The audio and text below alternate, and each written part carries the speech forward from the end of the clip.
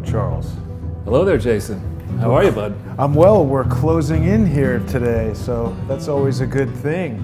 It really is. And again, I mean, this is just, I mean, it's a work of art. Well, we've gotten to the point where I'm really just trying to impress you each week. But I will admit this came out pretty well. Yeah, and there could be some younger members of the audience who are not familiar with Butch Cassidy and the Sundance Kid, which came out in 1969. Right. And it really is worth going back and seeing that movie again. Mm-hmm. It's actually quite interesting. The premise of the movie was that there were these two robbers, outlaws, who left an outlaw group in Wyoming and decided to go back to that group. Mm-hmm. And then held up a couple of trains. The first robbery worked, the second didn't. And then they had to fly all the way down to Bolivia to escape, Harriman, who owned the railroad, who was determined, who set these bloodhounds on to catch these outlaws and make an example of it. All the way to Bolivia, and in the final scene, without giving away the ending, they're cornered by the Bolivian military, and they say, "We got an idea, let's go to Australia." And give it all the work that we've done with Michael Smith. And I mean, that's in essence what these people did. They started out in a swamp, in the rice swamp, in Arkansas, with this thing we talked about, the benefit where they got together some small little town called Gillette. Huh. Remember that thing where they would hold they still hold a benefit in Arkansas every year to raise more money than is really needed to support this football team in this small little town. It doesn't have enough people in it to really fund the football team. And to benefit, what they do is they overcharge everybody. Who knows what? I remember hearing about this. This is in giving. Yeah, this is we talked about this, but I'll refresh your recollection.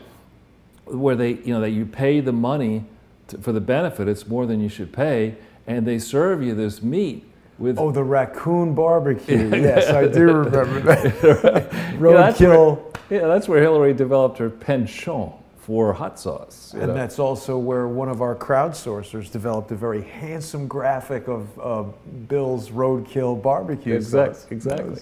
Very good. So before we get into the body of this, I just want to say that our audience consists of a range of people, I think some under the age of 18. So I just want to make it perfectly clear that when we set this up, you and I had some ground rules on this. In no way do we want any person in the audience to dare to adjust one vowel in this name. We were not thinking about that. Right. We just were. We were just all about Butch. We're not even going into the gender issues. We're just saying, please don't adjust that vowel. Don't do that, okay? Right. Especially in the comments.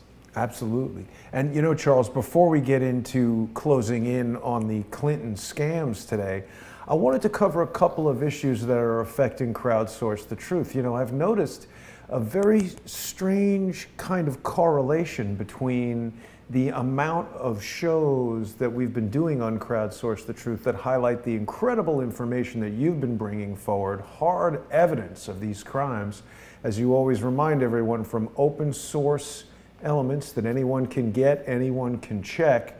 We don't need to independently verify the veracity of documents submitted under penalty of perjury to the IRS, but we can access those documents from the IRS website, from various state websites, from the Clinton Foundation itself, and we present those.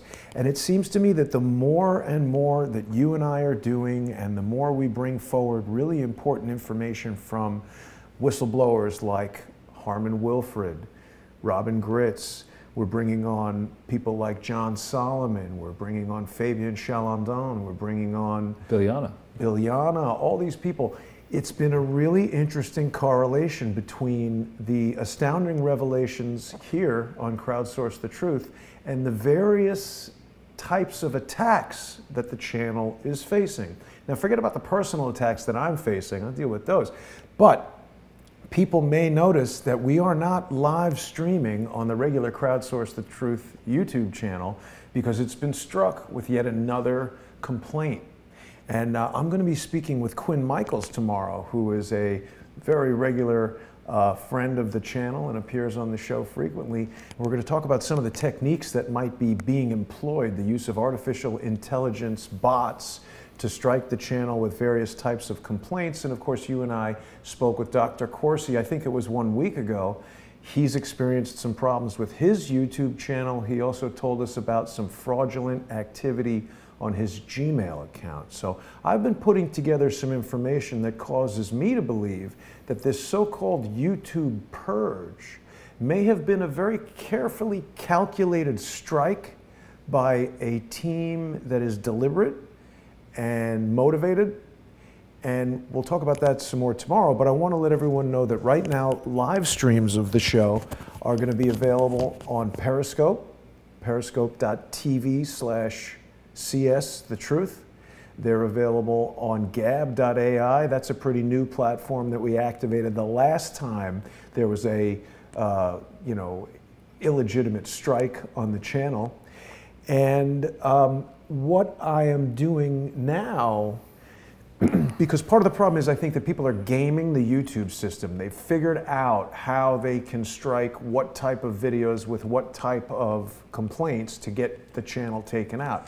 So to avoid that, and of course we always want to make this information available for free, but to avoid those types of strikes, starting today, we're going to be implementing a new live streaming technology that is only available on patreon.com. So the information will always be free on Periscope, on Facebook, on the vk.com Russian social media network. Privyet to our friends in Russia. But for people who want to avoid the shenanigans of YouTube and not deal with all this and want to get their Sunday with Charles information or their closing in with Charles Ortel information right away, they can join patreon.com/crowdsourcethetruth. And any amount that they join for will give them access to the new live streaming technology that will only be available on Patreon. So it'll be the same shows, but you'll be sure that whatever happens to our YouTube account from these malicious people who like to strike, they'll be insulated from that. I'm sorry to hear about these strikes, but you gotta. Oh wait, and while we're talking about strikes, baseball terminology, I'm wearing my True Pundit baseball shirt in honor of our very good friend Thomas Paine, which of course is a code name for an individual who you and I know personally and are very aware of his credibility and his credentials. And another one of these malicious individuals has co-opted his nom de plume, I believe, in an effort to undermine the good information coming from TruePundit.com. So we want to make sure people watching Crowdsource the Truth should make sure that just because someone calls themselves Thomas Paine, whether it be on Twitter or YouTube, Thomas Paine confirmed today in a phone call to me, the only YouTube channel he has ever appeared on is Crowdsource the Truth. Oh, that's nice. Yeah. And here I thought you were wearing that baseball shirt because I think, isn't opening day any day now? I don't know. Yeah. Is it? We're both so into baseball. Yeah, I know. You know what? I've done some business with the Houston Rockets, and they were, scheduling something with me, and they said, "Oh, yeah, we'll do it after playoffs." And I was like, "Great." That being a Dumb basketball question. team. When is playoffs? That being a basketball team. Yeah. But I mean, I don't know when sports start and have their playoffs. Whatever. Enough of my jibber jabber. Let's get right into your very exciting presentation, which is what people are hungry to see. Sure. So thanks for giving me this platform, Jason. It's a pleasure doing these shows, and I'd like to report to the members of the crowd that we really do appreciate. We're getting a lot of constructive suggestions, artwork, ideas for shows, ideas for guests, leads, and it's very much appreciated. To the extent we can act on it, we try to act very quickly. It's not so easy for us to answer, lengthy questions on unrelated topics. And what we've been working on with this really exposition of fraud, this dates back not simply for the Clinton Foundation, it goes all the way back to 2007, in my case, 2006-07, when I started focusing on corporate fraud. Large, complex corporate fraud, specifically GE, and then later GM and AIG and others. And so it's taken a long time to change, the way people think about a company like GE, about a foundation like the Clinton Foundation.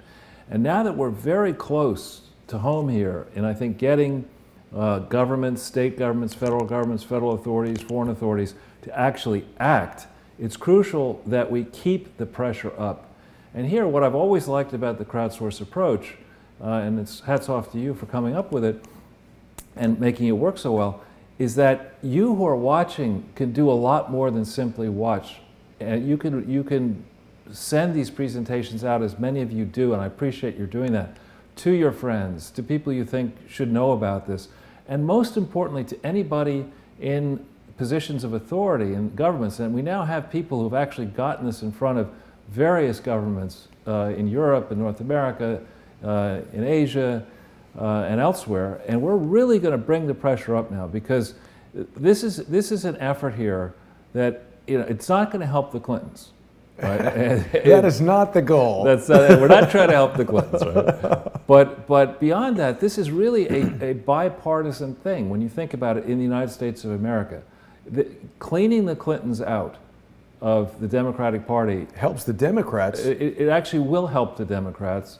And there are some cynics who would say, well, why not just let the Democrats stew in these own juices? Well, the facts are, in the recent period, that would be the 19th century period forward, the only people in my family who've been active in politics have been Democrats. One was the mayor of Springfield, Illinois, from 1846 to 1849. Another was an aspiring congressman in Montana, 1900, 1904.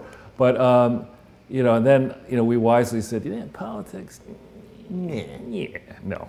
I'll tell you, Charles, when the day arrives that we actually can have an art department, every time you bring up a story like that, there'll be a little cartoon with an ancient Ortel with your face on it, and he'll be running for mayor in 1850 or whatever it is. Well, we have a bunch of the 1846 stuff we don't have, but we have lots of stuff like that.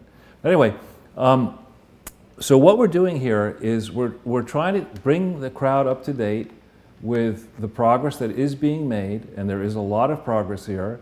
The Clintons and others who have supported the Clintons have a lot to lose. So initially there was a lot of resistance, particularly when people felt maybe she's going to be president of the United States, and then after Trump won, you know, maybe they'll impeach him.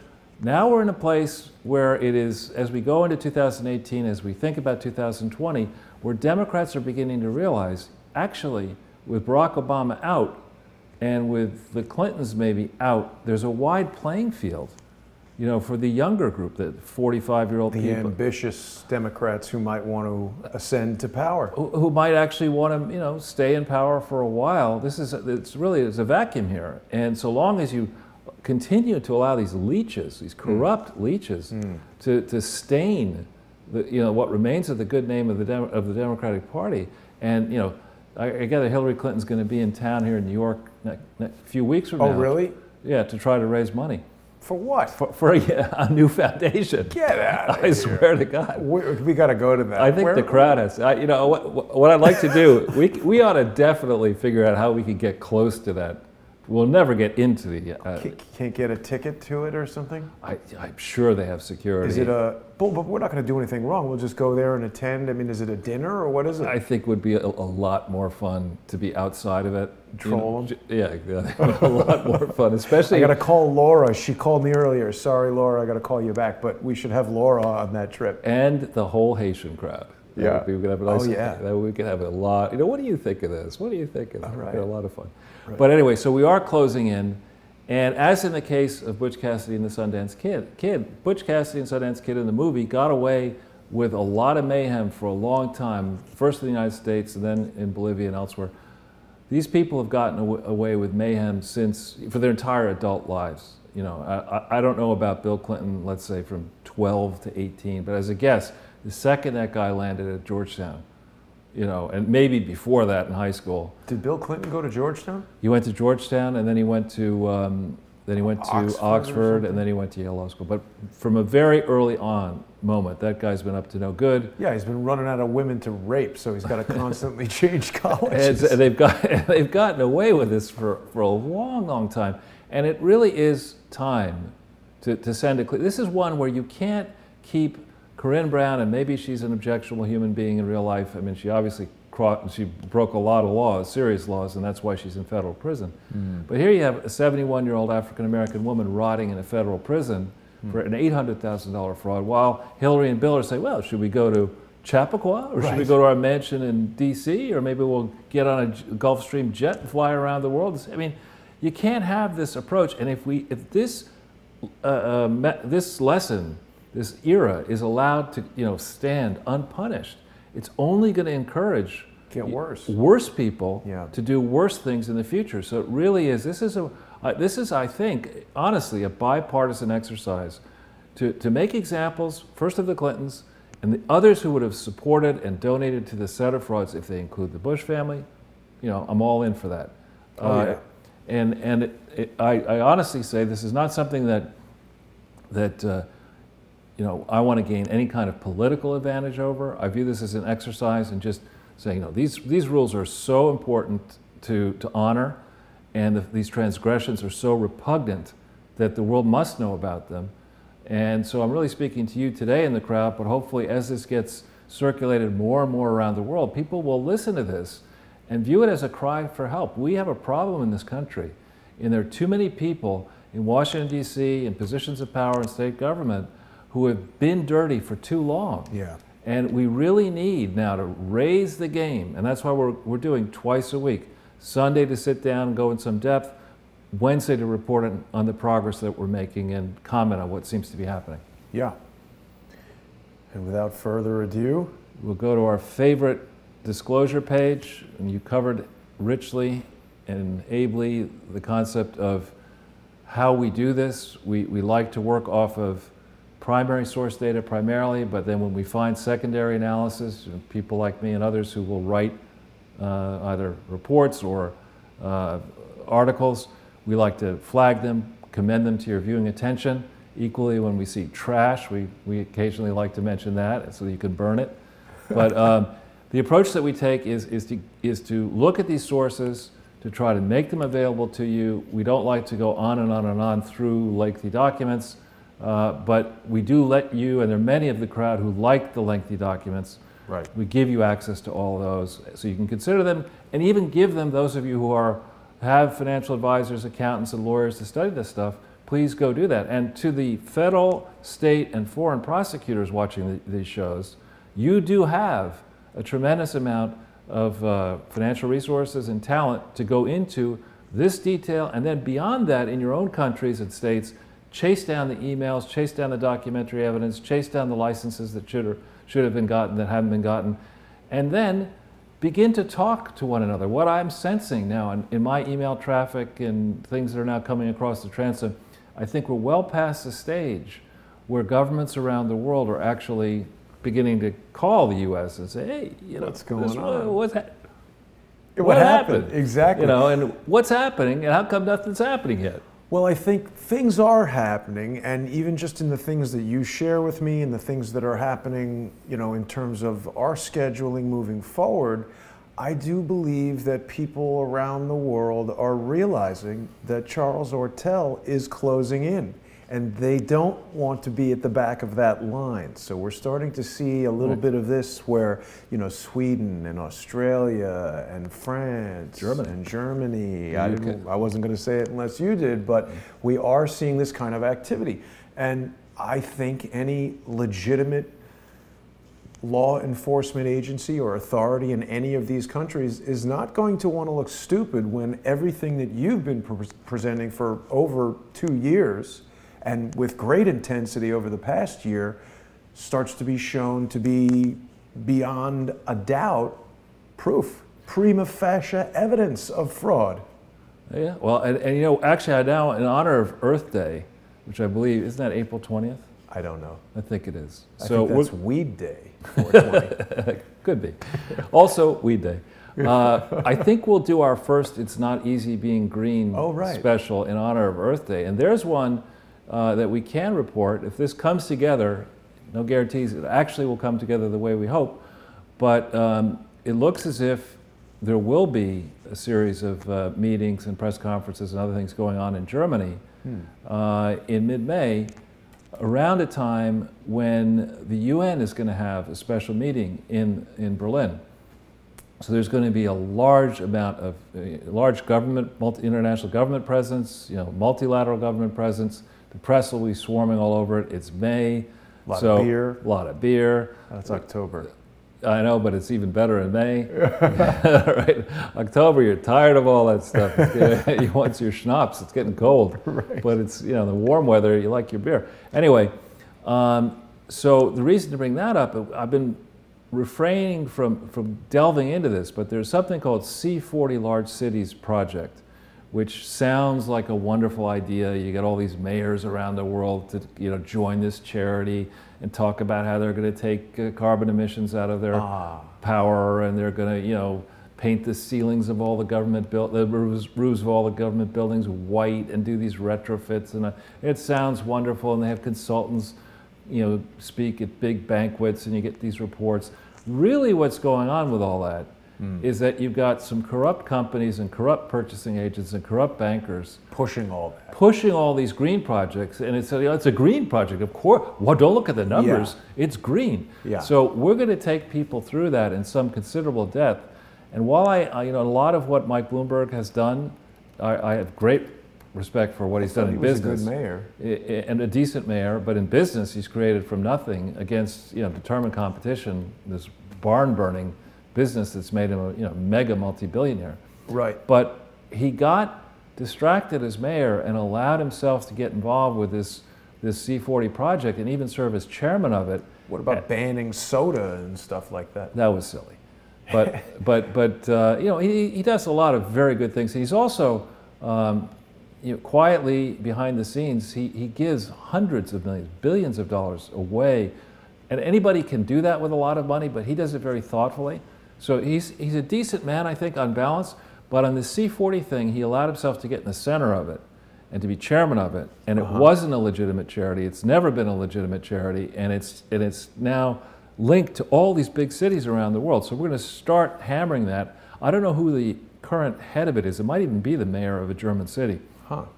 But that's something I'm previewing, something we will do in a series, because it really isn't easy being green. Well, and not only that, Charles, when you brought it up, it reminded me of an interview that Quinn Michaels and I did with Professor Jimmy at the South Dakota School of Mining Technology, where he spoke to us about the environmental impact of mining some of these rare earth magnets that are used in windmills.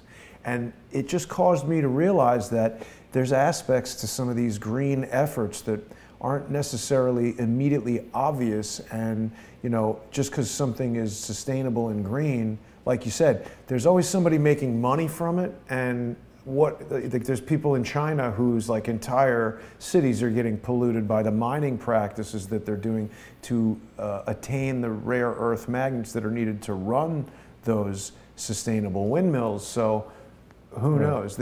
Professor Jimmy was developing a metal compound that was like the lowest friction metal in the world, and he was talking about how if a regular internal combustion gas engine was made with this type of metal, it would be so much more efficient versus the lithium ion that you put in your battery in your electric car. So there's trade-offs for all this stuff, and it's not always obvious what the most green approach to doing something might be. Right, and in particular, I think history will show, if history is written, that the period January 1st, 2009 to the present has been a period where central banks unwisely brought down the cost of borrowing, and that made a whole bunch of suspect projects look smarter than they truly are. Right. And government officials, thought that you'd never have to repay this debt. And so, we did an almost $1 trillion stimulus plan filled with crazy green projects, many of which did not work, and many of which our children and grandchildren will pay for a long period of time. So I'm not saying that, green, being environmentally responsible is a bad idea. Of course, it's a good idea. But you also have to be financially responsible when you do it, and you have to think the stuff through properly and objectively and openly, and you can't let academia force feed you a solution that just suits academia, because maybe the people providing the equipment are giving money to either to the professors or the consulting firms or to the institution itself. So, well, and also, if there's anything to be learned from Professor Jimmy, it's just not always obvious what is the green approach. Right. So he told Quinn and I some really interesting stuff that people should check out. Now, Charles, I know, speaking of efficiency, I wanted to mention this because we've got the playlist and everything, and just the way you've done your investigating and the way we're presenting it to all of these authorities and law enforcement people around the world, it's almost like, you know, paint by numbers investigation. These bodies around the world don't have to go searching around for all this various evidence. As a matter of fact, they can just come to this playlist here on Crowdsource the Truth, the Sunday with Charles playlist, and they can scroll through all of the 60 some odd videos that we've made. They could even locate their own country in here and really just sit back, relax, and watch the corruption unfold before their very eyes. It's an exciting way to spend a Sunday. Well, actually, I know this is tough, but a friend of mine suggested, we won't use his name, that we now have, I see you have 60 here, and you have also other shows. I mean, just with Sunday with Charles and closing in, we could consider doing a child's coloring book. if you can't do the color, I mean, if you can't do the colors because it's not right, you know, select some of them. Right. You know. You mean of the images? Yeah. Yeah, people are fond of the images for sure. No, they're very well done. We'll consider all possibilities. So we'll move quickly through this. There's quite a lot of stuff in the news. There's a gentleman called DeRoy Murdoch. I like him. Yeah, he's a great guy. And if we hit on this link, he's a piece that's really worth reading carefully and sharing. You know, Russians, I actually was just interviewed by NTV for something that's a Russian station that'll air, I think, on the weekend. And Russia is not a monolith. There are good people and bad people in Russia. There are people who like the Clintons, unbelievably, and there are people who like Trump. And one has to remember that Bill Clinton and his First Lady occupied the White House precisely when the Soviet Union sort of blew up, right, and was rent asunder, and when people like Mark Rich and others pillaged the former Soviet Union and got themselves in positions where they acquired assets at unfairly low prices and augmented their already gigantic fortunes. So it was a moment in time that was ripe with opportunity for corrupt acts. And these Clintons have deep ties, good and bad people, inside Russia going way, way, way back. Far deeper ties than Donald Trump may have. That's a good point. I want to ask you something about the collapse of the Soviet Union, Charles, because everyone knows you had a very long career in the finance world. Cantor Fitzgerald, of course, was in the World Trade Center, like the 92nd floor, definitely got hit. A friend of mine worked for Cantor Fitzgerald, a guy I went to high school with. Sadly died in the building. I have heard in the documentary Anatomy of a Deception, or Anatomy of Great Deception, that Cantor Fitzgerald was doing something with financial instruments that, like maybe futures, Soviet natural gas and resources that were owned by the Carlyle Group and people like this, and that when they were going to mature on September 12th, and that when this terrorist incident occurred for the first time ever, the SEC invoked some emergency powers and cleared all of these foreign transactions, which sort of allowed them to slip like billions of dollars worth of theft from, I don't understand enough about how futures or any of these financial things work, but that's something for people to look into. Yeah, I mean, I don't know about that specific incident, but I do think, you know, we're in a zone where young people and people of all ages actually are disrupting the status quo in theory towards productive ends. And that really, I think, started happening in earnest by 1988 when the traditional divide, you know, the Cold War divide changed, and when China and India were encouraged into the global, you know, world system. And so there's been a lot of disruption. The one part of the world that hasn't really been disrupted yet, it needs to be, is the government, the public sector. And people like these people who were basically bankrupt in 1993, they had gigantic legal bills ahead of them, they had no money, no house, no nothing. How do people like this end up being worth $250 million or more never having done anything legitimate in the private sector, actually creating companies. They wrote books and stuff. Yeah, right. Those were fairly negotiated, right? This one and what's the other one? Bill's My Life. All that sort of stuff. But that's a good one. And then here we've got. I just hit the WikiLeaks one. WikiLeaks. It's not that one. Where's my? This is Strobe Talbot's book. Strobe Talbot's an old Clinton friend. And then I think, did you get the WikiLeaks thing? Maybe I missed it. Let me go back. It's under the Strobe Talbot. It's the second thing. Oh, see, I thought that was just a carriage return. So this is one. Note the date of this. This is January 7th, 2014. Okay. Now this is WikiLeaks, and WikiLeaks, the authenticity of WikiLeaks documents has never been challenged. All right. How the provenance has been challenged. We don't know where these actually came from yet. Right.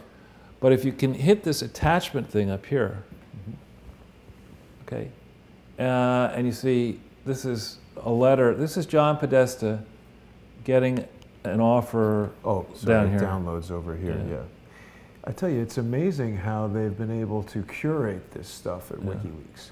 So this is, here you see the letter from the actual company. Now the important thing to remember here, this is Joule Unlimited. What's with the address for Podesta here? I don't know about that. 333, Half Evil, the 9-3 Society.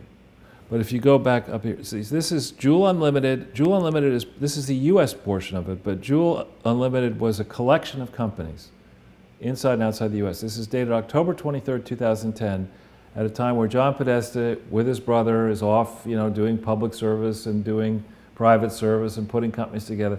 The way this kind of stuff works is, if you want to pay somebody off, you call the Podfather. Yeah, that's the first thing you do. But if you want to do it, what you do is, if elected as a member of the board, you'll be granted a stock option to purchase 100,000 shares of common stock with an exercise price per share equal to the fair market value established by the board.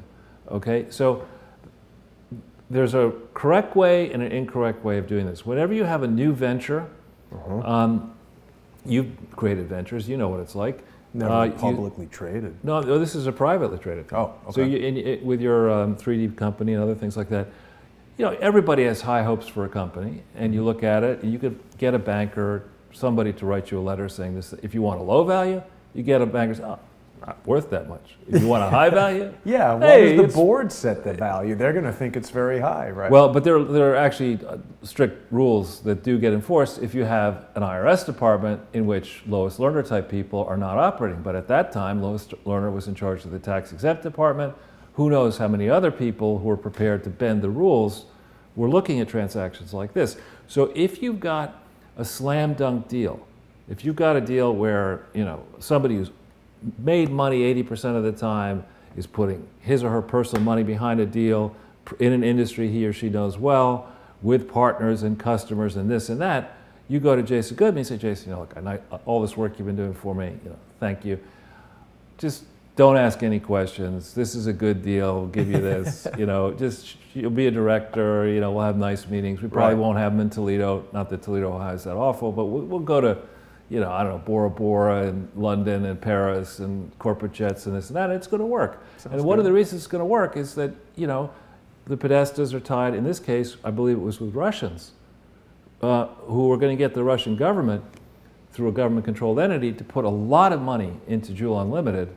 So Podesta put sweat equity, if that, into it. Nothing. Bupkis.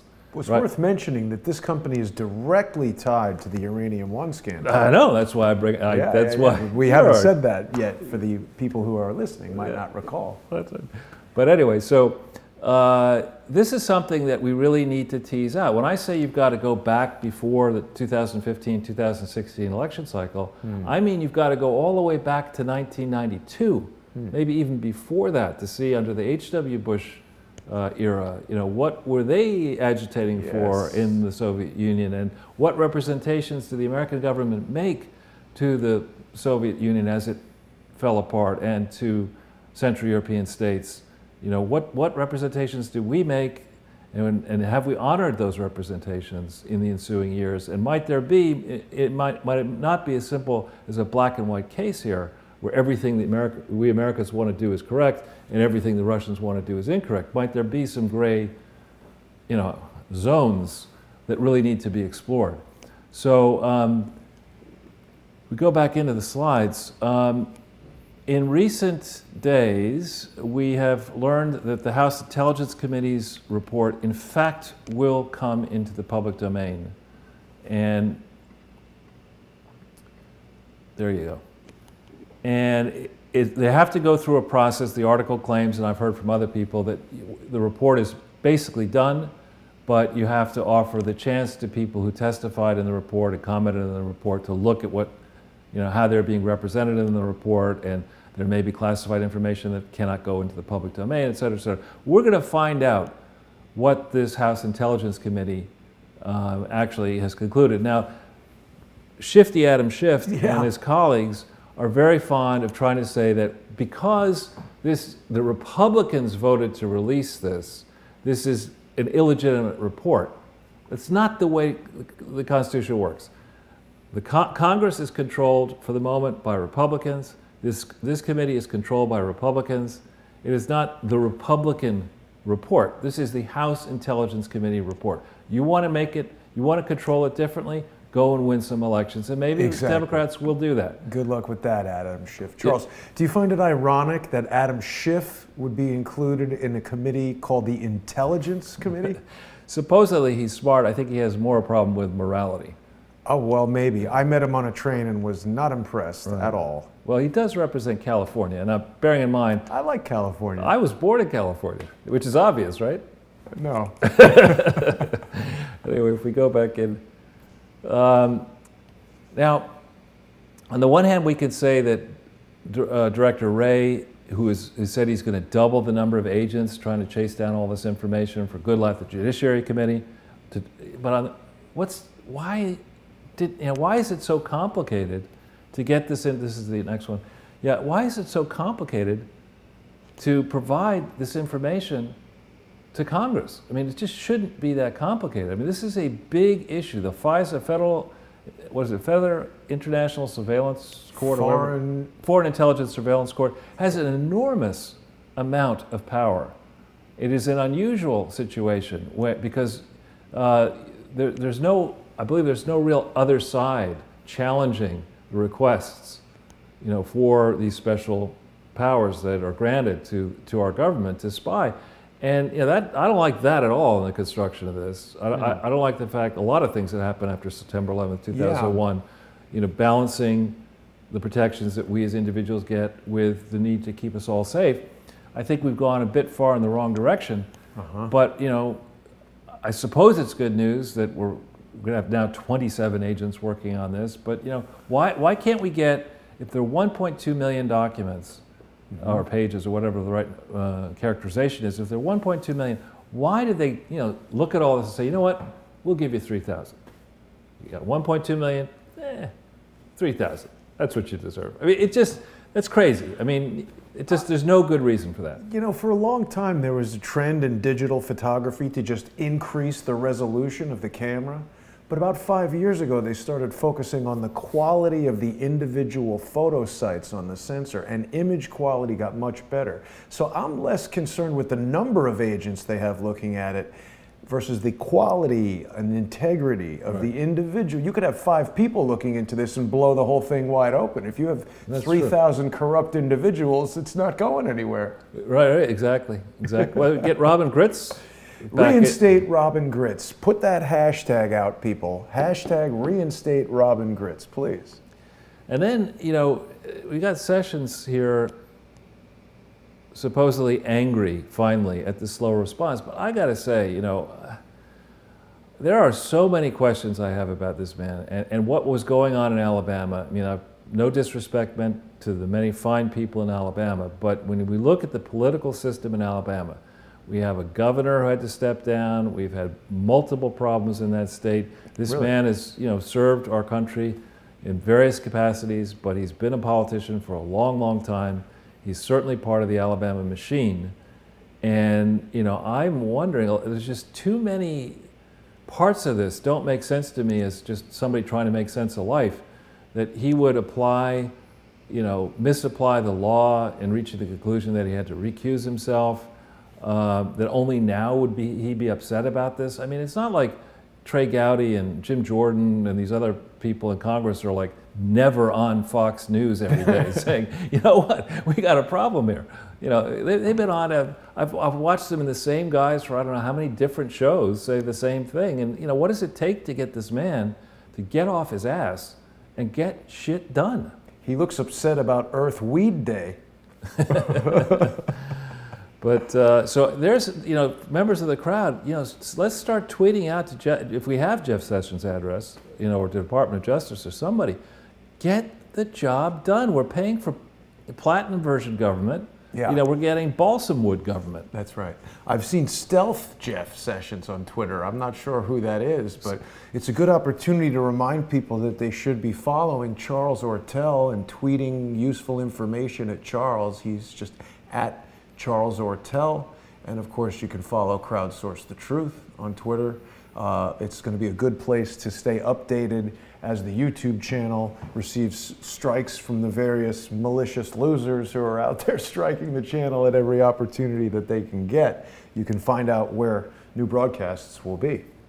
Right. And so the other thing, Thomas Lifson is somebody I know, an American thinker. I've done one article with him so far, but I'm going to be doing more. In fact, I'm going to do a lengthy piece with him explaining or trying to curate some of these videos that we've done. Nice. And I'll of course run that by you before I do it. But he wrote a piece here, I don't know if we've somehow missed it, but about, yeah. Sorry, which one was it? It's this one. Ah, yes. Huge. So I think he's right on that. I think, everyone was saying for a long time, and going back to Clinton days and before, oh, this situation in North Korea is intractable, and da da da da. And, don't we come to wonder at this stage when we think about the swamps, that if you didn't have a problem, you wouldn't need all these experts around to fly around the world and negotiate, as the diplomats like to say, negotiate, as opposed to negotiate. But anyway, you wouldn't have a reason to do all that. And I think Trump looked at this and said, you know what? I got a rotten basement, out there in North Korea, and I'm not going to build a skyscraper on a rotten basement, all right? So we're going to go in, we're going to tear the structure down, we're going to get the rot out of the basement, we're going to clean all this mess out, we're going to figure out the water in the ground underneath it, and we're going to start over. Now let's, how do we start over and actually fix this? And we had all these, Richard Haas of the Council on Foreign Relations, and all these people, say, oh, it's crazy. This Donald Trump is way out of his depth. No way can he get this done. And we see here, this is a monumental set of moves here. In the middle of a trade war, a brewing trade war, right? This president has put in place, with probably some career people at state and elsewhere, and many helpers, he's put in place a set of dynamics which, if we get lucky, could result in the peaceful denuclearization of Korea. The ability of our troops that have been in Korea since the 1950s to come back home, which is an amazing reduction in the cost and complexity of our military operations, which would then put in place, apparently this fellow North Korean leader is asking for simultaneous meetings now with Japan. I mean, this is really monumental stuff. And, you look back to 2009, and I suppose some disrespect here is meant to Barack Obama. I mean, a guy shows up for work, and Nobel Peace Prize, we'll give you that. Ridiculous. You can't be president without having a Nobel Peace Prize for having worked 10 days. Well, all the community organizing was quite peaceful. I mean, and look at how much more dangerous the world became as he was president. But this is a set of actions here. If this comes together, the combination of the South Korean leader, who is not, I think he's a left-leaning leader, he's not of the same political persuasion as Trump. To put the woman in jail who was the previous leader, right? A corrupt person, and there's a lot to go. We've talked, I think, several times about Korea on Sunday with Charles. And Jared and Elizabeth Beck are there in Korea right now.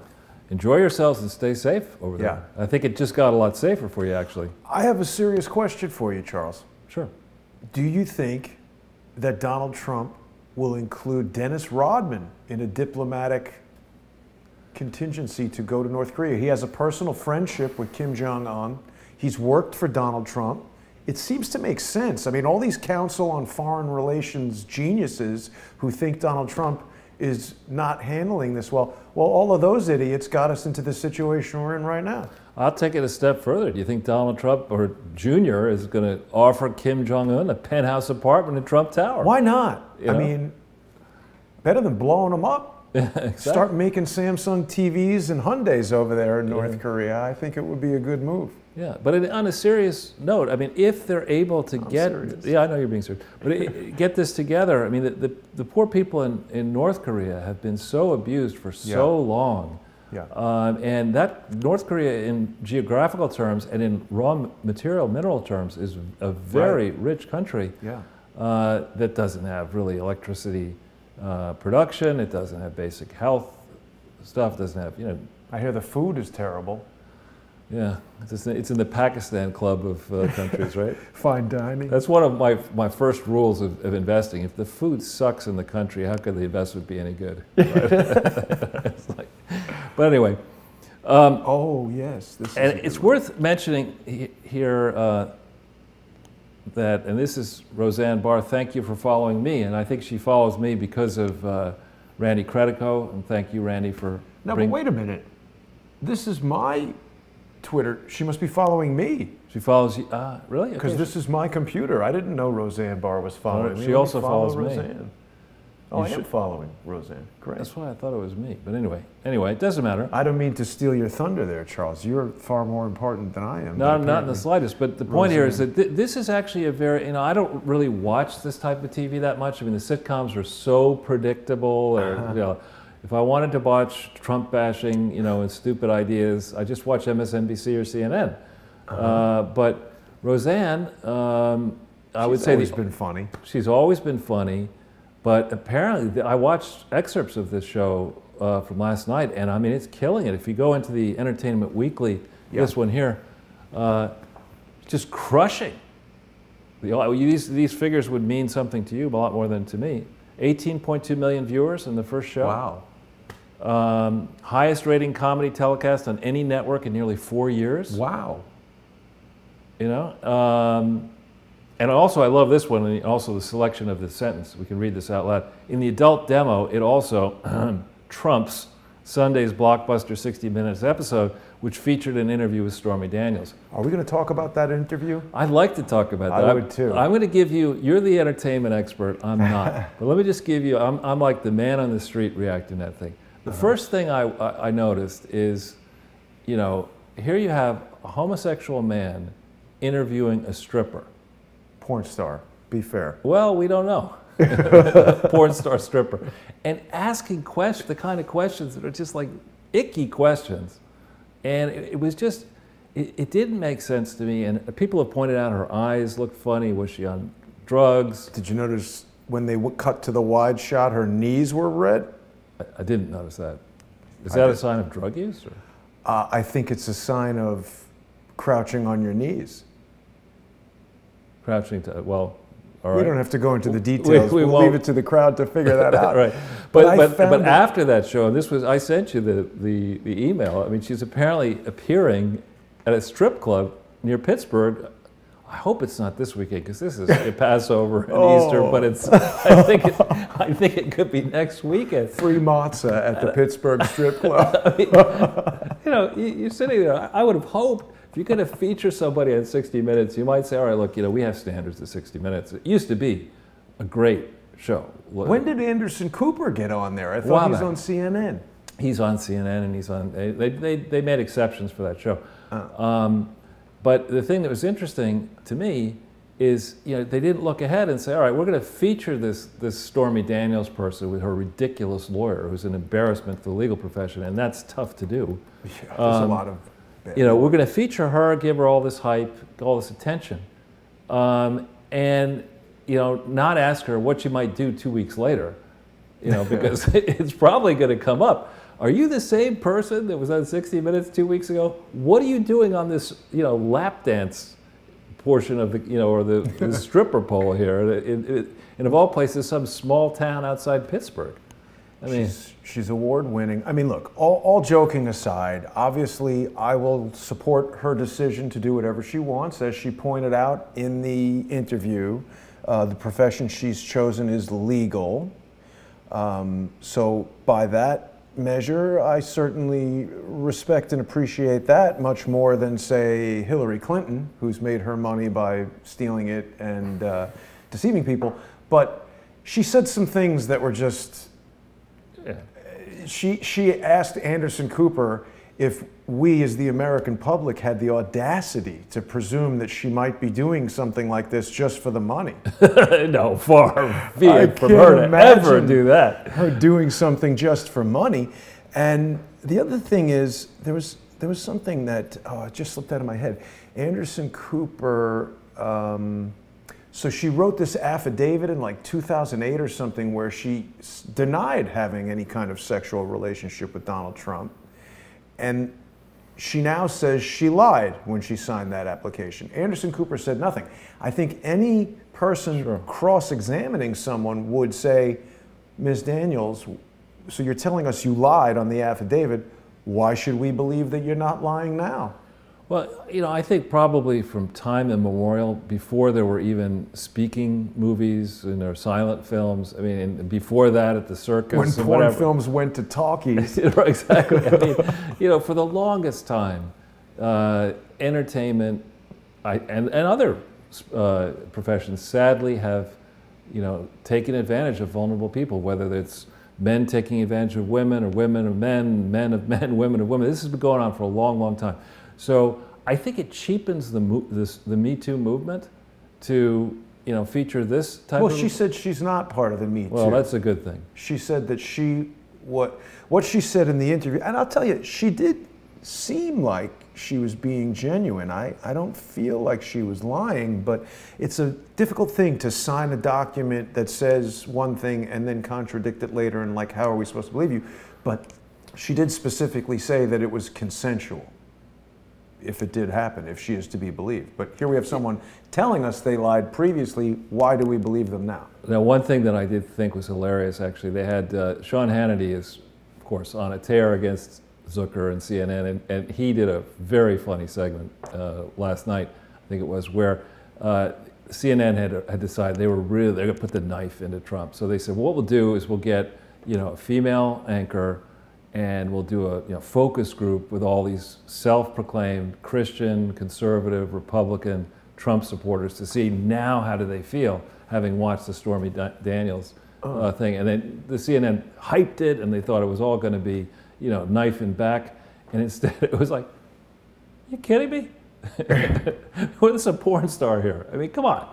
Yeah. You know, let's talk about something serious to a woman. You know, I don't believe that. I don't believe. And you know, look, I think it does cheapen the Me Too movement to give so much attention to this. And you know, our friend Kathleen Willey and Juanita Broderick and Kathy Shelton, who I met, and Paula Jones, who I met, and the countless others who not only were attacked and abused when vulnerable by Bill Clinton, but who that happened at the hands of Hillary Clinton. It wasn't that Hillary Clinton said, you know, did the right normal thing and said, you know, Bill, look, maybe the first time I'll give you a pass. Yeah, slow down on the raping. Yeah, like, twice in 45 minutes. Like, you know, that's probably not a good move. And very few heterosexual women, you know, with a Wellesley degree and a Yale Law School degree, put up with that kind of behavior from a husband. Would put up with, and they might put up with, you know, the errant whatever, but not raping somebody, you know. Yeah. And this happened, I believe that happened either right around the time that Hillary had just been married, or, you know, so we want to get into this whole comparison. You know, Barron had just been born when this Stormy Daniels. Hey, I think let's have a grown-up discussion about this, and of all places, let's not select CBS and CNN, you know, as the supposed arbiters of virtue. I'll tell you who's taking advantage of Stormy Daniels, because she is an adult film actress who is 39 now, and they showed pictures of her, you know, 12 years ago, whatever. There's a lifespan to that career, and 39 is kind of getting outside of it. So perhaps this is someone who needs money. She said she has a child, and they did speak about how violating this non-disclosure agreement, which we didn't, I don't know, maybe that just says, hey, you had a private meeting with Donald Trump, don't talk about it.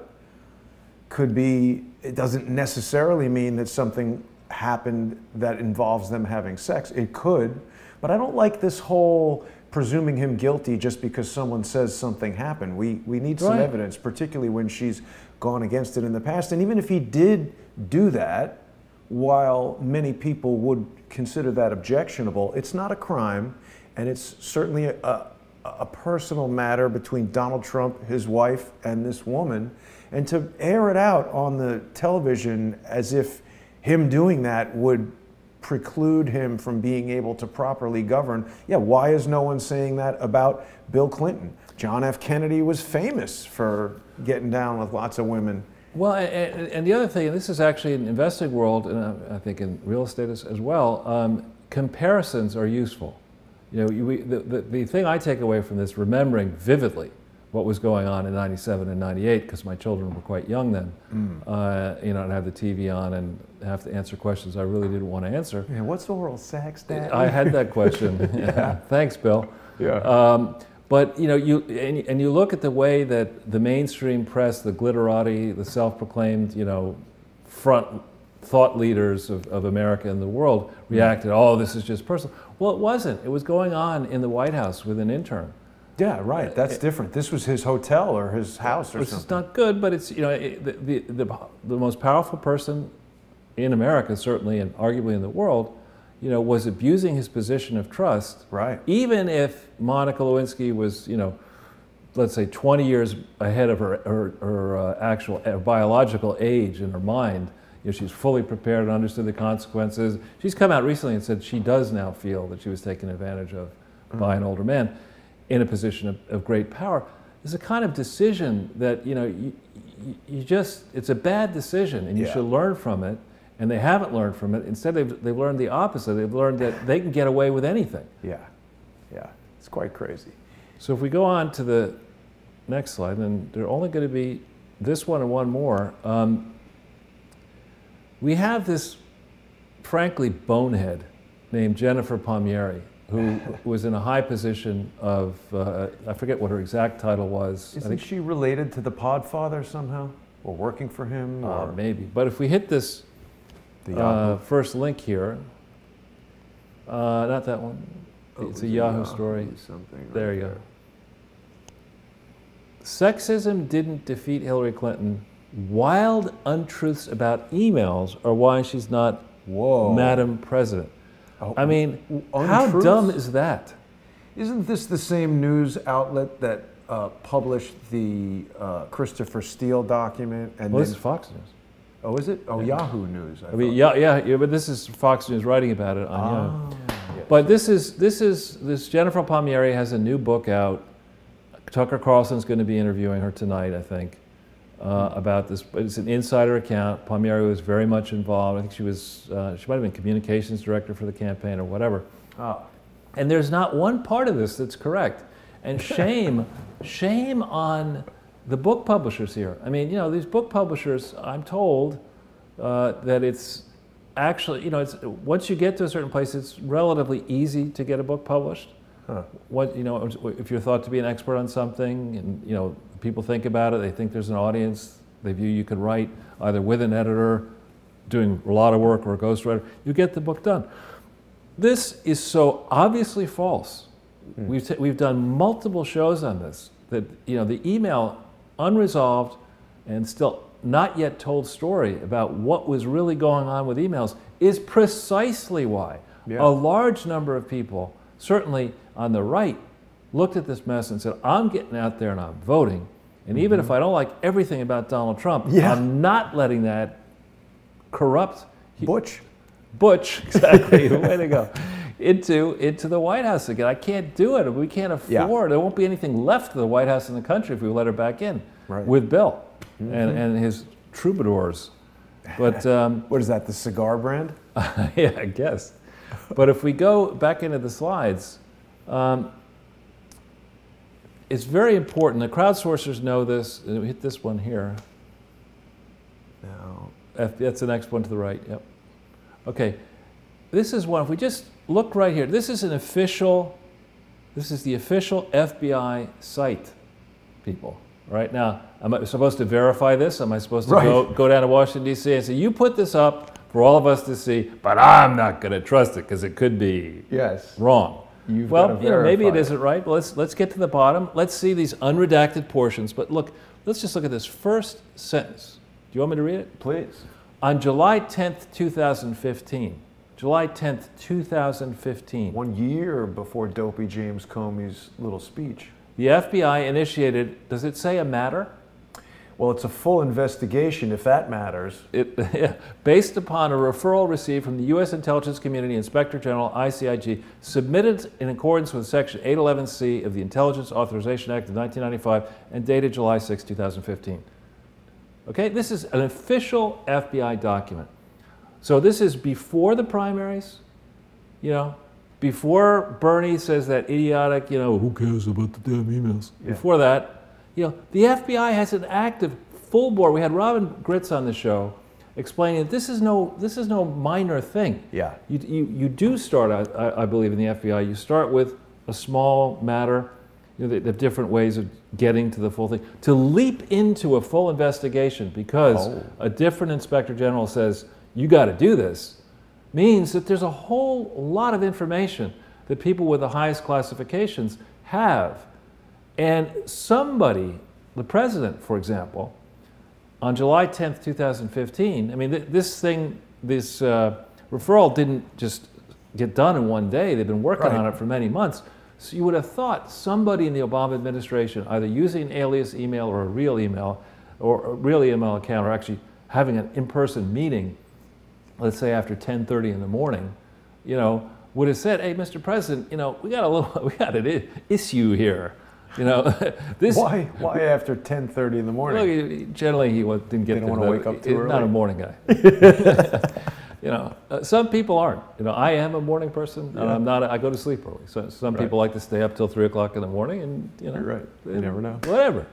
But 10:30, maybe after lunch, walk by the White House and say, "Hey, listen, Mr. President, we got this thing, the 2016 election coming up here, right? And there are a whole bunch of Democrats who think they're going to be following you, and it might not be such a good thing if the person we select loses the general election, because if we don't want anything that might have happened from January 20th, 2009 until January 20th, 2017 to actually be exposed to the harsh glare of Klieg lights by a rat pack of investigative journalists, independent ones like you, and people in the crowd, we might want to pick somebody who can actually beat the Republican, So that there was an investigation like this triggered by July 10th, 2015 means that Inspector General Horowitz, if he's not dirty... Was that him? Was that Hart? No, this is the intelligence This is a different... So do we know who that was? We do. We Who do. was that? I don't have the name off the top of my head, but we've done it before. Okay. And there's a whole lot of information in the file here, okay? We've done a show, many shows, where we explained the reason I suspect this investigation was triggered is that once John Kerry became Secretary of State, people said, you know what, there is no Inspector General for the State Department. Why not? Why wasn't there? And maybe we should study that. And wait a minute, where are these Hillary Clinton emails? What happened with them? Right. And then, I'll get them to you. My dog ate my homework. I'm working on my book. I've got this. I work on the Clinton Foundation. I can't get this together. And finally, December 5th, 2014, they get some of the emails back. So supposedly all work-related and potentially work-related emails go in December 5th, 2004. It's my guess that when, the first pile went in to whoever got them, somebody said, this is not so good, and that's why it took from December 5th, 2014 till July 6th, 2015. There was back and forthing, probably, with Hillary loyalists saying, we can't let this out. And somehow, magically, under the Obama administration period, where a lot of people had a lot to lose, this thing started July 10th, 2015. As a guess, what happened is that when the FBI was told, and that would have been Dopey James Comey, right? he hears, well, you're going to have to do this. He's like, ooh, that's not going to be good. so let's get McCabe on it. Let's pay off McCabe's wife, and let's get these other people who hate Trump and other people, and let's slow this sucker down. Let's make sure that we're going to, your point of, rather than having 3,000 lazy people, you have 5. No, they did. We'll make sure, we'll get. Is there anybody who has a proven reputation for sloth? For sloth, who we can count on? Gets stroked to text his girlfriend. And don't bother with the investigation.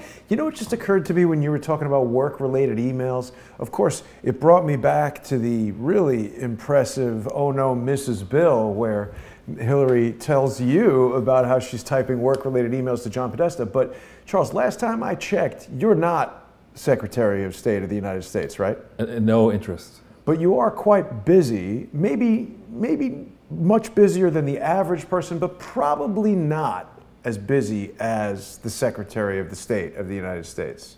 Maybe on par. That particular one, I think that particular one was like, yeah. I mean, my point being, would you say the majority of your emails are like, hey girlfriend, what's up? Or are they work related? Almost every email you send is work related.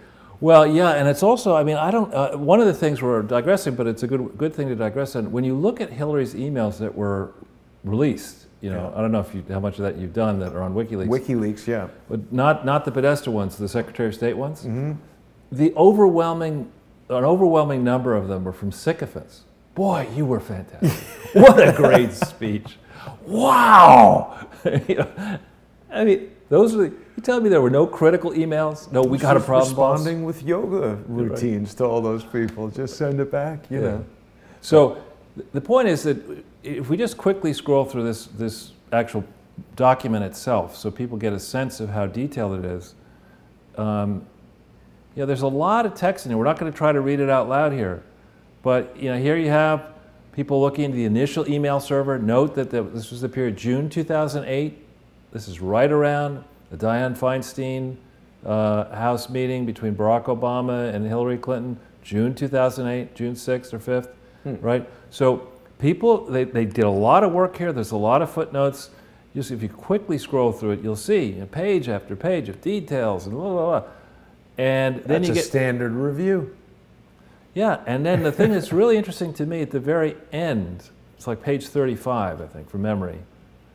There were more emails or endnotes, and suddenly you get nothing. Does it tell me the page? Oh yeah, 23, 27, 31. I think it's like 30. Yeah, suddenly nothing. What is all that? X? Missing interesting details. Okay. So for people who say that they're for the publisher of that idiotic book by Jennifer Palmieri. Obviously, you didn't take the time to do any fact-checking, to let her write a book and publish that book. Maybe they'll get, it's part of the Clinton machine, what's left of it, they'll get a whole bunch of schmoes to buy that book at full retail and then write Amazon 5-star reviews, or whatever. We go through that again. But, I mean, this is a book Palmieri's book is a joke. Interesting. So, no, I remember how I heard about her. She's emailing the Podfather in the WikiLeaks. Yeah, saying negative stuff. About Hillary. About Hillary, yeah. And then this Fox here, Napolitano, and I hope this thing, not that one, but it's going to be that one. Yeah. No need, I hope that thing doesn't, well, anyway. Judge Knapp, and I like Judge Knapp, I think he's a great guy, but I have to call him out here because, and I've sent an email to him saying, listen, you got to stop saying that there are no notes of the July meeting, the exoneration session in the FBI offices with Hillary Clinton, because that's just not true, and we're about to show you that in the next link.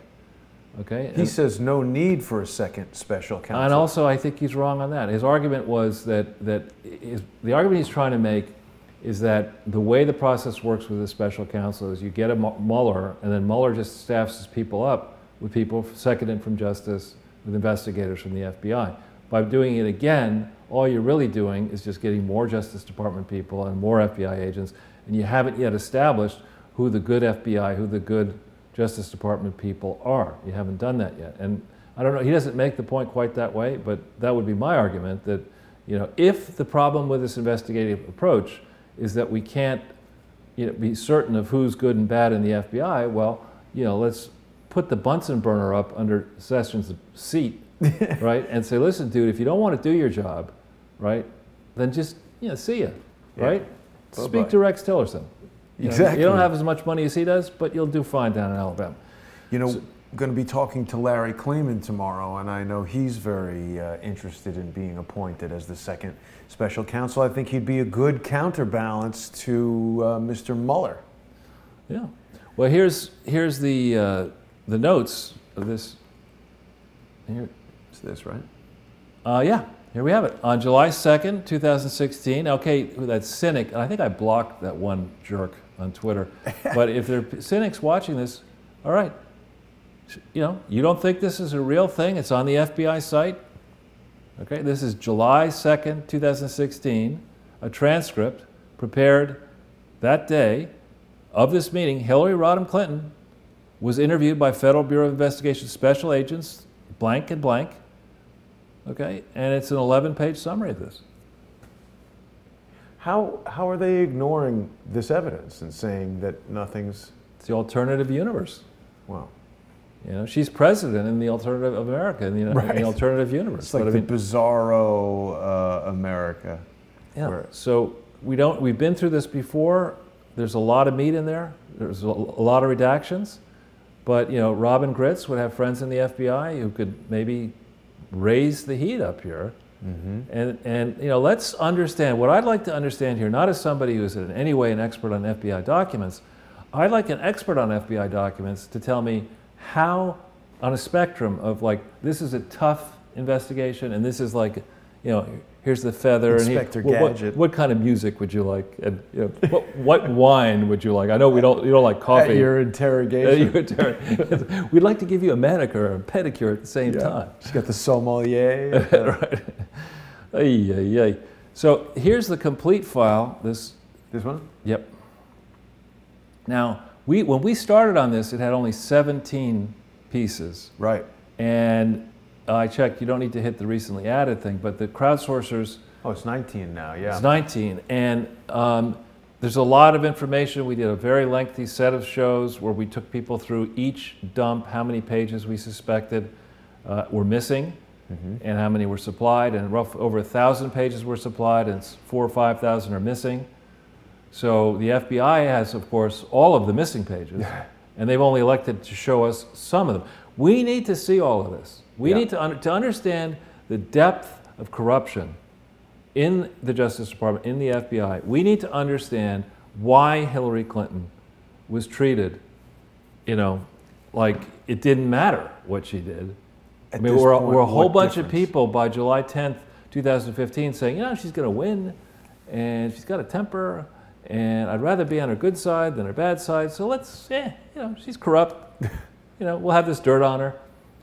She can't go too far, right? Because I'll be the FBI director, and I'll know that she knew that she was corrupt. So I'll actually be owning her. Right, right. And that's the most dangerous thing of all this, that we did not sign up for, a system in this country where the people in the FBI and the people in the CIA, just basically ran everything and created side businesses and insider trading and drug dealing and all this kind of stuff and parked it in offshore slush funds. That's not what we signed up for here. And it's not something that any Republican, any Democrat, any independent person should feel happy about. So for the skeptics out there, you want to see and judge for yourself whether there was a real investigation. There's a lot of information in here. You will see that there was a real investigation, and you will see that somebody at the very top decided to game the system. By October of 2015, Barack Obama was being interviewed saying, she didn't mean to do anything bad. She wouldn't do it again, Charles. Yeah, right. It's because it's going to be hard to host an email server from Joliet. That's right. She's lucky. But anyway, then we've been on this one before, but it's useful. This is the famous search warrant escapade where the New York office for Wiener's laptop had a laptop with potentially a lot of its, if you hit in here, that thing, it'll pop up down here. Nope, there it is. Okay, good. This is a good one, particularly for the crowdsourcers to look at and tweet this out. you know, and say, hey guys, ladies, you know, what was going on? Why did you seize this laptop by September of 2016, well before the election? Why did you hold it in a New York office of the FBI and not investigate it until October 30th, 2016? Okay, right before the election. What was going on there? How many people at the FBI knew about this and said, we can't let this happen, you know? And then who were the courageous people who said, no, I want to see what's on that? And then what was the counterattack? And why ultimately do we still not know what was on this Wiener laptop? Yeah, that's a very serious question. Why do we not know what's on that laptop? Right. So if we go back into the slides, here we have news that Meadows, who is a tough and good guy, Republican from North Carolina, is now saying he wants to see all of these text messages as soon as possible. There's a new one that says, first line made me smile, includes a link to a July 25th, 2016. Remember, that's several weeks after Hillary's exoneration interview. Oh, yeah, right. We need potentially unpleasant news for Jim Comey. We need you to intervene in the 2016 election again. I mean, I'm sorry, there's no... FBI is not supposed to intervene in the election. And this page, you know, needs to have her ticket punched here, as does Mr. Stroke. Yes. You know, and who would have thought? You know, the gods are smiling here and saying, you know, we're gonna really spice it up a little bit. We got Stormy Daniels, we got Page, we got Stroke, we got all these funny names. Comey, yes, Dopey James. Stroke. You could have Stormy Daniels doing the stroking. Yeah, there's not going to be much of that stroking. Really crazy. So the other thing I'd like to mention here is that I have a big problem with this. I don't think that senior members of the executive branch, senators, whatever, should be using pseudonym emails. This is a big problem, It's a massive problem. It's just like for YouTube. That's what I'm saying. The whole problem of anonymity. That, on the one hand, when we have witnesses who are going to be intimidated and things like that, we need to protect the anonymity. People's families shouldn't have to be at risk when they want to be journalists or they want to reveal crimes within a corrupt organization. But at the same time, this anonymity, it's abused by people that would do bad stuff, like this guy, who I sadly voted for, I know. I didn't say a word. But for the President of the United States to be sending communications to the Secretary of State under an anonymous email is just such a gross abuse, it almost screams criminal activity. Right, exactly, and especially when you have, I mean, it's not like we're talking about a government that spends, you know, $1 million a year. We're spending more than $6 trillion a year. You know, we have a stimulus plan, and Barack Obama's got to go kite surfing, Charles. He's got to have a yacht, man. He can't be slumming around. Come on. A rowboat thingy. Couple mansions. I mean, give the guy a break. No, but pay for all those anonymous email addresses. Right, it's bleach bidding. But I mean, it's crazy land to me to think that we would allow this. And here you have, I mean, think about the judgment of in 2009 and 10 to say, all right, I got to do a big stimulus. So the man I'm going to put in charge of that is a combination of Jeff Immelt, who did such a great job with GE, and I'm going to also, on these green projects, I'm going to involve John Podesta, who doesn't have any conflicts. I mean, it's just crazy stuff. And I think, you know, the people of the United States, anybody engaged, for example, in the financial securities industry, understands that the regulations are very tough. You are not allowed to conduct business using a personal email account if you're engaged in the securities business. You're not allowed to do that because the SEC can't track that. So they mete out serious fines and penalties when you start doing that. I know of somebody who was tagged for that. Wow. And so to suggest that you're going to fish rods from the head, you're going to let the president, you know, have a personal BlackBerry, supposedly secure, and a personal, at least one alias email account that we know about. You know, how about the ones we don't know about? Right. President Obama speaks Arabic, you know. Wow, I didn't know that. Of course, fluently. From Pakistan. Well, I think he learned that actually in Indonesia, I believe. Really? Yeah, Indonesia they speak Arabic. I got to tell you something. I mean, beyond like Spanish, French, German, Italian, it's like the hell you doing speaking that language? Actually, Arabic is, I had the pleasure when I was 19. Chinese. 19, I had the pleasure of spending a number of months in Cairo, supposedly working.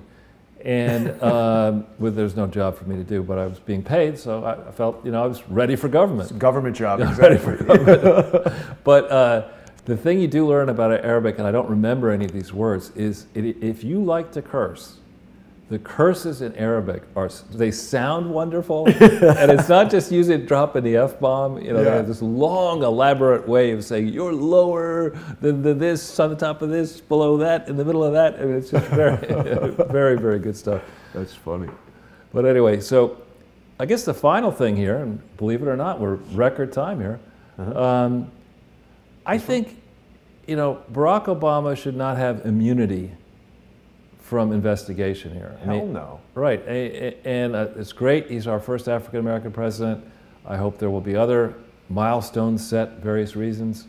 But, I think there is no question that the decision to have secret servers and secret alias email accounts and to allow the Clinton Foundation to escalate in the complexity and size of its frauds, beginning as Hillary was being considered for Secretary of State, maybe earlier in June of 2008, and then right down through the entire length of Barack Obama's presidency. Don't tell me that there's no evidence that somebody inside the inner circle of the Barack Obama administration, just don't try to tell me that nobody in the administration understood what Hillary was actually doing. No, they knew and that very then well. raises the question of how many other secret servers are there? Right. And who actually made those decisions? And did the FBI know about this? We have these 17 spy agencies and that idiot Clapper and others, who Clapper, I mean, I'm amazed. That guy's, I can tell you one thing, he's never played poker in his life. And I don't like poker, but that man, it's like a flashing light over his head. I'm lying, but I'm telling you the truth. I'm lying. Yeah. Don't tell me that none of these people who are vacuuming all the metadata, that nobody noticed that Hillary was using these secret emails, these ridiculous addresses. Well, Nobody we saw knows. it in the WikiLeaks. Was it Donna Brazil who was emailing the Podfather that said, we got to do something about this? Or no, it was Lynch. It was Loretta Lynch saying that Obama has emails from Hillary Clinton that are from an email address other than state.gov server. Well, but if we think about, your own case, when you were, let's say, 12 or 14, you were probably very proficient with computers, as a guess. I think I got my first computer when I was 13. All right. But I mean, that was a long time ago. Yeah. That was 1980 something. Previous millennium. That's right.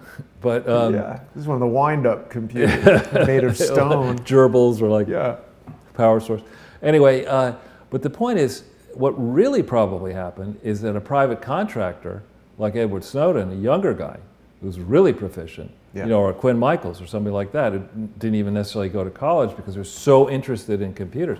Somebody like that, a hacker, would have noticed, wait a minute, and think of the exposure, the vulnerability that created for all of us, Republicans and Democrats. When a big bomb happens again, it's not going to only go to a Democratic neighborhood or a Republican neighborhood or independent or agnostic. It's going to hit a lot of people without regard to their political persuasion.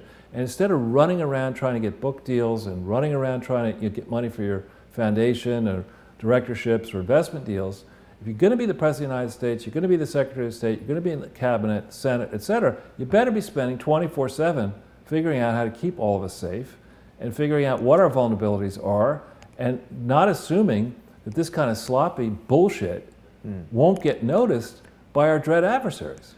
I think there's something else to be said about this. Barack Obama, whatever we want to say about him, he certainly was not unintelligent or unsophisticated. I think George W. can get away with that excuse. Whatever he didn't know about, it's legitimate to presume that he's an idiot. But Barack Obama was very intelligent, even if his purpose might have been sinister. He is the first social media president. He is the first president to ever send a tweet. He is the first president to have a chief information officer. So even if he himself is not sufficiently computer literate to know these things, the fact that he has assigned a presidential chief information officer, that guy should say, hey, wait a minute, your Secretary of State is not using the proper security protocols. You need to make sure that you're not, you know, why isn't, they should arrest her right there.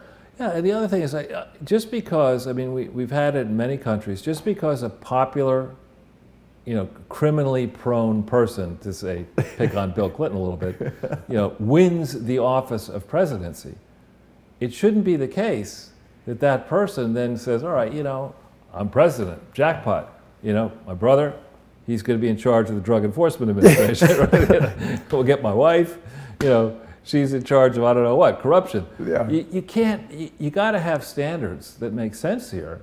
And, you know, when there are variances, when you have a guy who was at Ben Rhodes, who was he the one who was delivering pizza, or like didn't have much by way of the background, then he tries to get a clearance following Barack Obama's victory in 2008, and, you know, the Bush authorities say, that's not happening.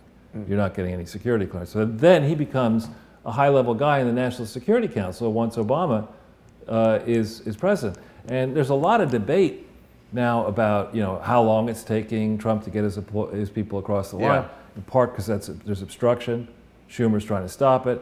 In part because there are legitimate questions. But I mean, I think putting it sort of in a bipartisan way, there ought to be, you know, a way of understanding who is gaining access to all of these high-level secrets after an election. We just ask Imran Awan.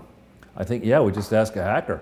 Yeah. Imran Awan is another one. I mean, you know, Xavier Becerra is this loudmouth attorney general in California who's leading the resistance, hiring Eric Holder, you know, with Governor Brown. You know, what business did he have hiring Imran Awan and keeping that person in the employ of the taxpayer for as long as that person was employed? And we still don't know what happened. What happened to that. I'll tell you what's interesting in the case of Imran Awan. You know, Laurel Everly, who was the renter at 4809 Sprayer Street, came forward of her own volition and contacted me because she was watching Crowdsource the Truth on the internet and saw a story about Imran Awan, and she had rented the home at 4809 Sprayer Street, which was owned by Imran Awan, purchased with a fraudulently obtained bank loan, and she presented us with photographic evidence from her own cell phone that indicated a Cox cable internet router in the basement that she wasn't even aware of. She just had a picture of it. She didn't know it was there.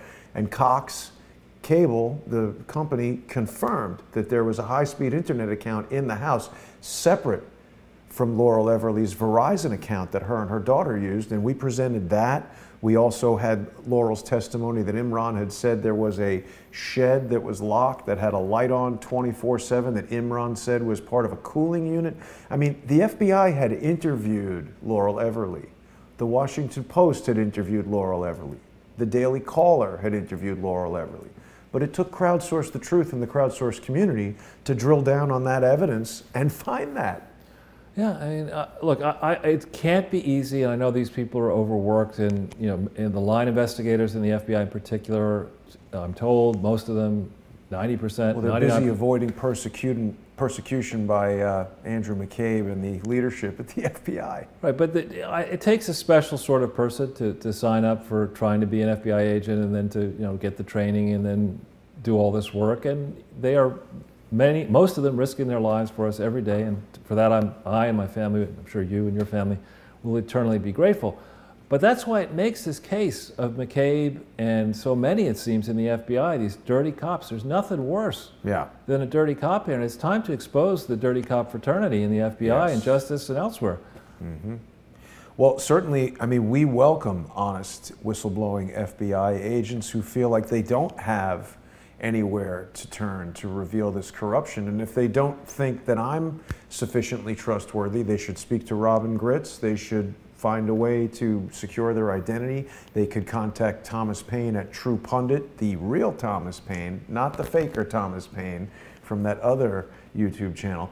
But there's a lot of ways that whistleblowers can come forward, and hopefully the public attention that's coming to crowdsource the truth will protect some of these people. So if they can expose these things and make it publicly known, rather than keeping it to themselves, those that would threaten people, those threats kind of diminish when you expose them publicly. I think I shared with you that I contacted the New York FBI yesterday to share details about threats that I've received and the ongoing harassment campaign that I've been under by people who should be investigated by the FBI.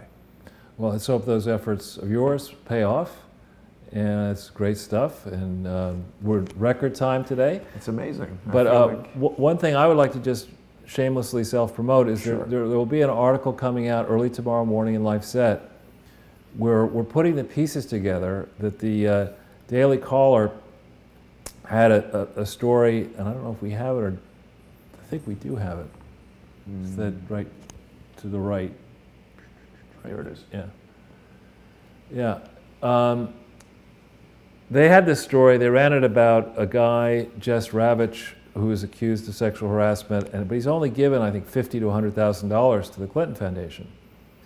And that's not the best picture in the world of the Clintons right there, particularly when you stop to think that the Clinton, there are multiple foundations. There's the Bill, Hillary, and Chelsea Clinton Foundation, which is the one that most people know about. It used to be called the William J. Clinton Presidential Foundation, and it ultimately got this new name.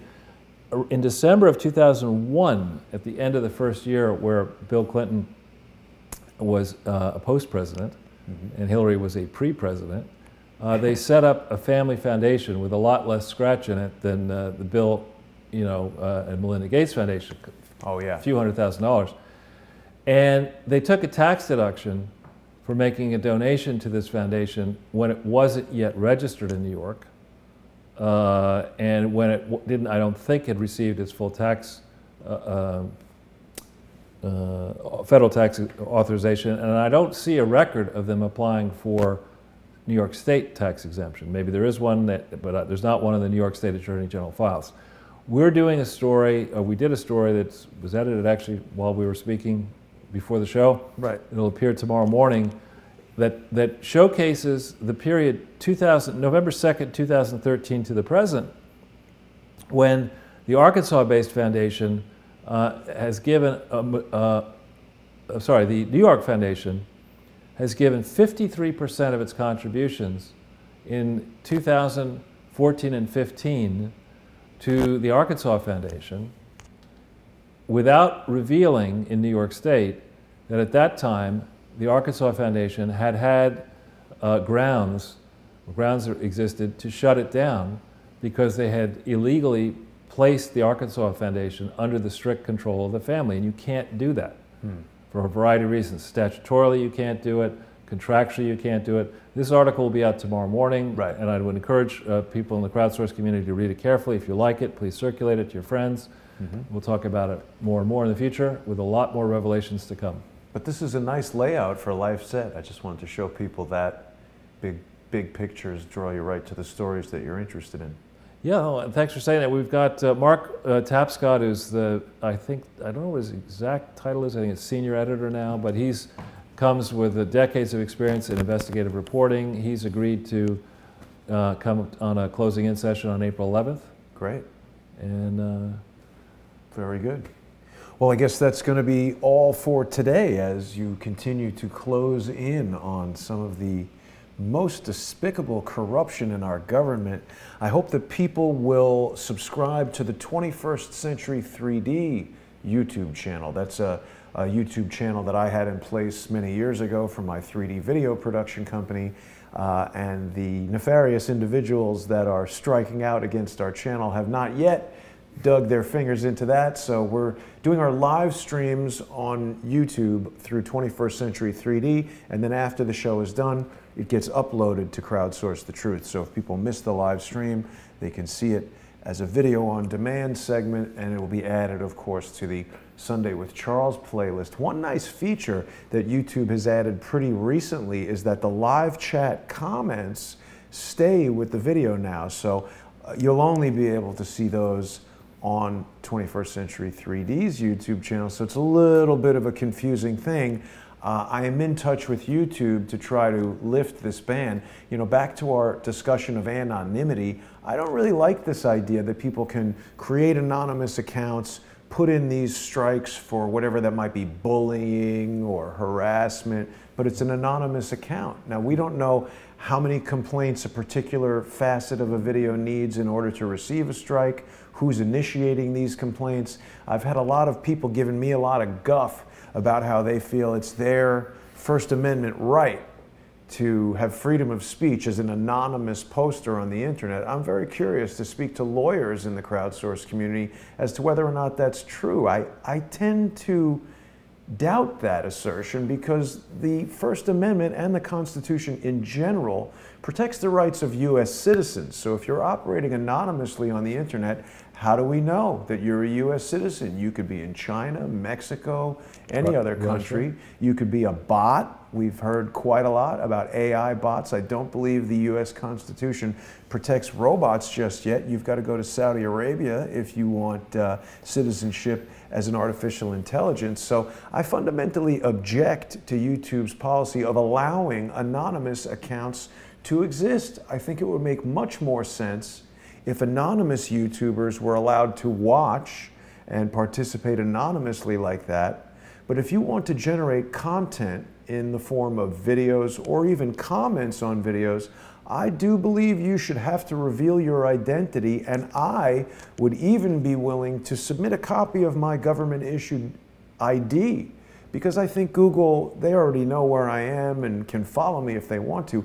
But just as anyone has the constitutional right to free speech, anyone else also has the constitutional right to confront their accusers. So if someone's accusing me of abuse or a copyright violation, I would like to know who that person is, what their grounds for that complaint are, and have a little bit of a, I mean, I recognize YouTube is not a court of law, but there should be some more protections. Dr. Corsi has been very adamantly calling for a Bill of Rights, an Internet Bill of Rights, and I support that. I think we need more protections. We can't just have YouTube and Austrian law firms and anonymous YouTube accounts accusing people of things and having actions taken that affect people's business, people's livelihoods. Charles Walton has been on the show many, many times. He was producing shows on YouTube for 10 years. It was his primary source of income, and then one day he got 3 strikes and was taken out. Mike Adams, the health ranger, same thing. 10 years on YouTube, one day, whole channel taken down. Yeah, that's not good. And I think what we're going to see, it's a good point. We are seeing it with Facebook. There's a lot of pressure now. Facebook's imploding. And I think similar sorts of pressures are not going to mount against just what you're talking about against Google and maybe Yahoo and certainly Twitter, others, you know, Facebook. And I would add that, you know, these alternate platforms, particularly Steemit, I have a lot of questions about Steemit. And I was contacted by someone who purportedly is in the management or is working for Steemit. I'm going to follow up with that individual, and I'd like to have him on the program so he can explain to us how it works. But we're going to continue exploring that because I've seen a lot of evidence that indicates that Steemit is either inherently some sort of a controlled scheme, or perhaps a group of rogue individuals have figured out a way to game their system and have taken control of it in a way that they need to get in front of. So we're going to continue to look into that. There are a lot of people who have called me and threatened me and made harassing phone calls about Steemit. So very curious to find out what that's all about. Charles, thank you for closing in on these corrupt individuals on this Wednesday.